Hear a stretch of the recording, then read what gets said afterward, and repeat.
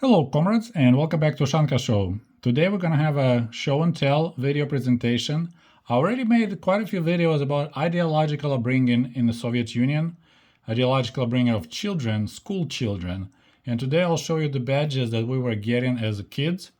And link to the videos will be in the comment section if you missed somehow those videos. So anyway, the first badge and the first title every kid in the Soviet Union got in the first grade, which is 7-year-olds, and it was Oktyabrenok. So you can translate Oktyabrenok like an October child maybe, because October is Oktyabr. So you have a picture of the baby Lenin. It's like baby Jesus, but we had baby Lenin, so that's a young Vladimir Ulyanov.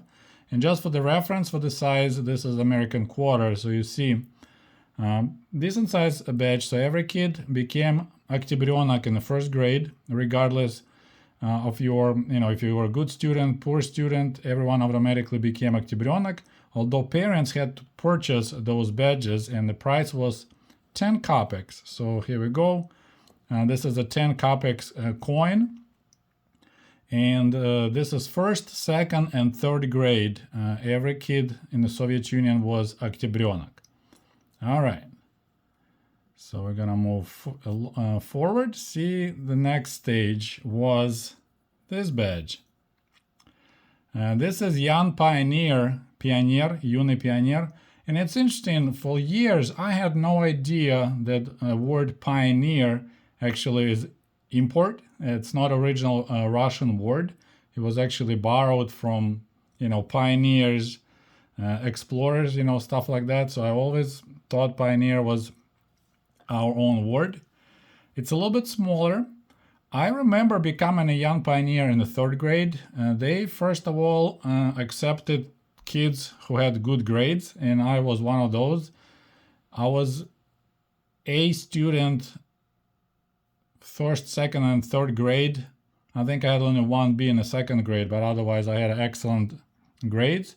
So I was one of the first kids in my class who became a young pioneer, and I was extremely proud. And now you have an adult Lenin already, it's not a baby Lenin. And the little message says, "Всегда готов," always ready. So that's, I don't have, unfortunately, there's also red tie, pionierский галстук, that came with it. So that was a part of the school uniform. You wore every day this red tie and the badge on your uniform. As of course in Soviet Union we had uniforms which parents had to purchase. Now the price for this badge was 15 kopecks, so a little bit more expensive. And for 15 kopecks you can ride the bus 3 times. So if you think about, what is the current price of a bus ride in an American city, I don't know, maybe $3 or so. So it's like $9 to pay for this little badge. But of course, our public transportation was heavily subsidized, so it's a little bit not correct comparison.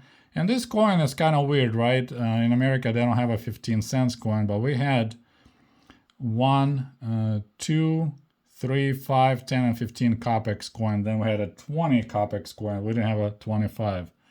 So this is, you become a young pioneer in the third grade. In the course of that year, everyone eventually will become a young pioneer. There was also no exceptions, but here at least you could kind of earn it and become a young pioneer before other kids because you were a good student. Now, usually in the 7th or 8th grade, that's when you become a young communist. So this is more serious. Tiny badge. I think were given. I don't think we had to buy these ones. So now once again you got a banner with Lenin image and the abbreviation ВЛКСМ, Всесоюзный Ленинский Коммунистический Союз Молодежи. So it's an All Union Lenin Communist Union of Youth. And this was a little bit more serious because there was only people who wanted to become a komsomolets, member of Komsomol, and you have to pass interview kind of. So you have a little politburo in your school, and you need to have like a presentation, tell those guys why you want to become a member of Komsomol. In my case, I believe it happened in the 8th or 9th grade. I didn't want to be a member of Komsomol ideologically, but I was told that college, if you want to go to college, you need to be a Komsomol member. So I told the truth during that meeting, because I knew most of the members of Politburo were my friends and they would vote for me regardless.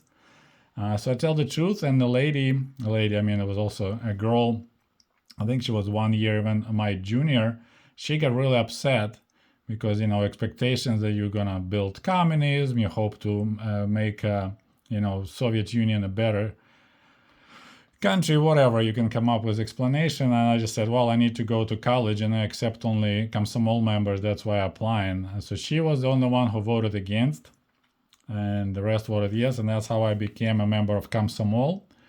I have an ID that's actually came with also like a Komsomol ID, Komsomolsky bilet. It has a serial number, picture, it was legit. I have it somewhere. Unfortunately, I failed to find it, and so I can't show you right now, but they're available. You know, if you even search on YouTube, Komsomol ID, there's a plenty for sale. But yeah, they were like good looking documents. So anyway, this is what we had in the Soviet Union. Once again, you have Oktyabrenok, Pioneer, and Komsomolets. So that's 3 stages of ideological upbringing that we had in the school. And of course, when you become adult, I'm not sure, maybe at the age of 18, maybe older, then you can apply to become a member of Communist Party. Actually, I don't think member of Communist Party had any badges, but it definitely had ID, and it took longer. I think first to becoming like a candidate, so you need to prove yourself that you're worthy to become a member, become a communist. So you'll be a member, not a member, I'm sorry, but you will become a candidate, and they watch you, making sure you're a good guy, and then you'll become a communist. But none of my family was communists. In my family was quite not politically active and quite neutral in that regard. And my dad was forced to become a Komsomol member only in army. He never joined Komsomol in school, but when he was in army, it was important for his officer that every soldier in his group was a Komsomol member. So my dad was forced as he's had to do all the hard labors until he agreed to become a member of Komsomol. So anyway, I hope you guys enjoyed this video, and I'll talk to you soon. До свидания. Goodbye.